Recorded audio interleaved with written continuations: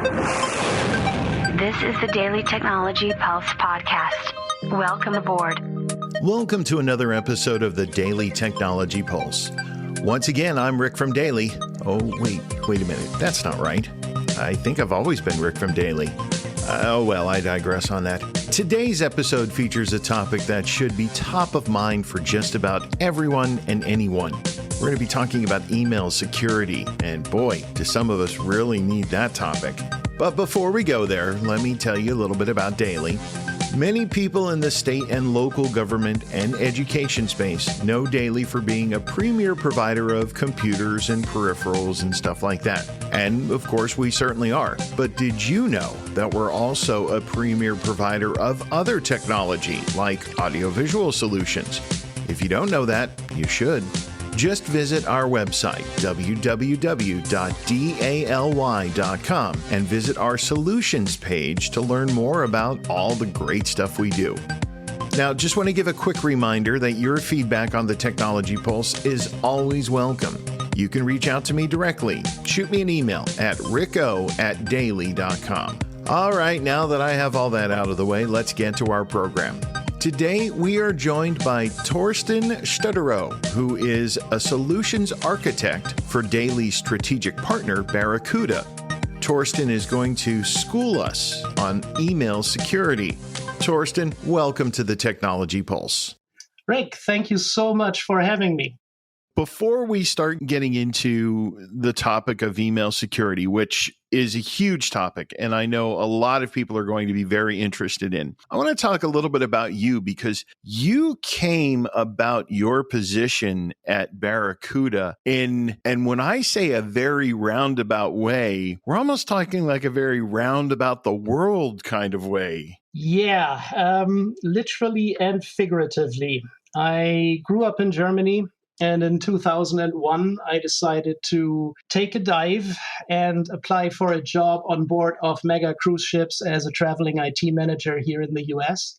And that worked out well for 7 years. In those 7 years, I had a ton of experiences on the seven seas and ultimately met my wife. At that point, my company that I worked for made me an offer to move to the United States, and I would be put in charge of building new build cruise ships, do all the IT facets, all the network, all the satellite pieces. And I did that for a year or two, and then was hired by another cruise line as enterprise architect, where I was responsible for the entire infrastructure.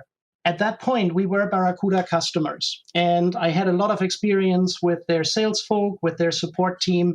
We liked the stack that they had. And through some interesting twist of fate, the vice president of sales for the East Coast literally fished me away from my then current employer and made me move over to Barracuda. That is absolutely fascinating. Now, I have to ask this. I know this has nothing to do with our topic, so forgive me for going off on a tangent. But I'm really curious, what does an IT system on a cruise ship, what does that even entail? One of the things that is really well hidden from passengers on cruise ships is really what is happening behind the scenes. And when you think about those newer generation mega vessels that carry 5,000 passengers and maybe 2,000 crew members, imagine just from an IT perspective, how many endpoints are on that ship. And I'm not talking about only the voice over IP telephones in the cabin. I'm talking about thousands of wireless access points to give connectivity to the passengers. I'm talking about redundant satellite uplinks to make sure we have connectivity to the rest of the world. You're talking about points of sale systems in every single venue on board. You're talking about all the handhelds that passengers and crew are using. We had roughly 7,000 endpoints that were administered ultimately by the small IT department on board. And I was lucky enough to head that IT department. So now transition, how does one go from onboard a ship IT operations to email security evangelist? So my entire professional life, I had a soft spot for email.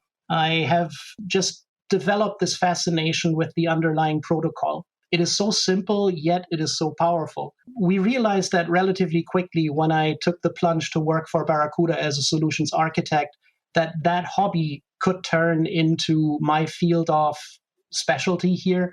That's how I got into the email security. That's how I got into Office 365 protection. It's a 20 plus year hobby that now turned into profession. And I'm sure over those 20 plus years, you have seen a lot of changes in email security. Would it be possible for you to give us sort of this high level overview of what you've seen maybe in just the past few years? So from a 30,000 foot perspective, when you think back 10 years, email security, there was really two things that were threatening or annoying. It was spam, which we all consider really, really annoying, and there was viruses.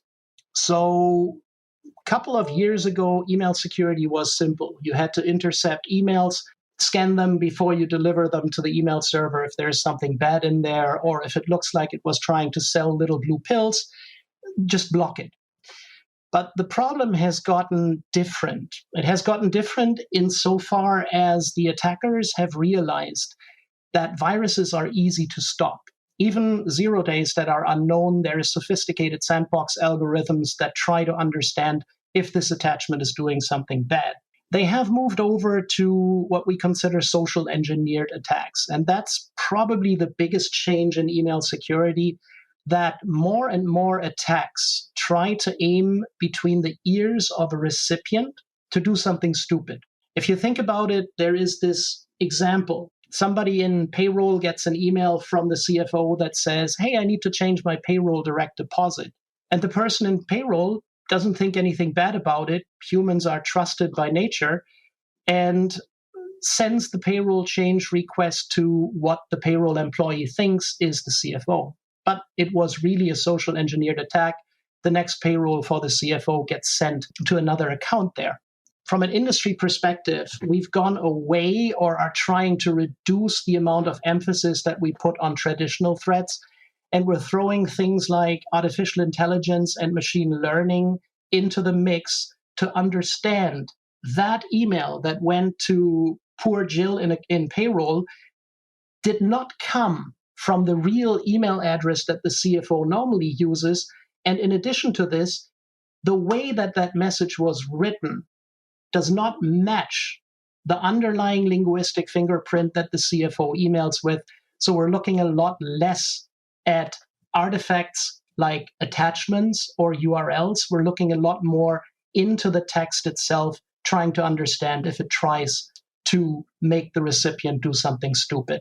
Obviously, we talk about spam filtering, and it really is almost laughable these days what some of the traditional spammers are trying to get into your inbox. What are the ones I get all the time now? You've won a gift card from Home Depot. And what's really frustrating to me is I'm constantly reporting those messages as spam, and I keep getting them. So I have to wonder if they're not really paying attention to when people are reporting things as spam. Here is the challenge that we face as an industry. As weird as this may sound, they are not traditional spam. What you are experiencing is not the good old volumetric attack where a bad guy is sending 200,000 emails with a Home Depot coupon or Home Depot gift card, hoping that there is 5, 10, or maybe 30 people that click that link. Those were easy to stop. Volumetric attacks on the spam side are easy to identify. What you are experiencing are targeted attacks. The Home Depot one is sent only to you. Take a good eye if they don't mask the BCC piece, if they send it just to you. Put an eye on the next email that comes in. You'll see that you are the sole recipient. That alone, in connection with the fact that that email came from a well-reputed sender, like some randomly generated Gmail account, and the fact that there is literally just text in there trying to get you to call a phone number to dispute a charge or whatever, those are too close to legitimate email, which is also non-volumetric, which is always targeted between the sender and the recipient, talking about things.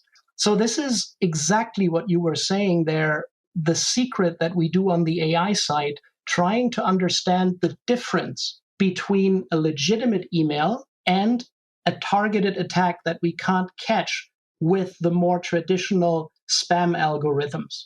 The sender that you report was used exactly once for that campaign that you received.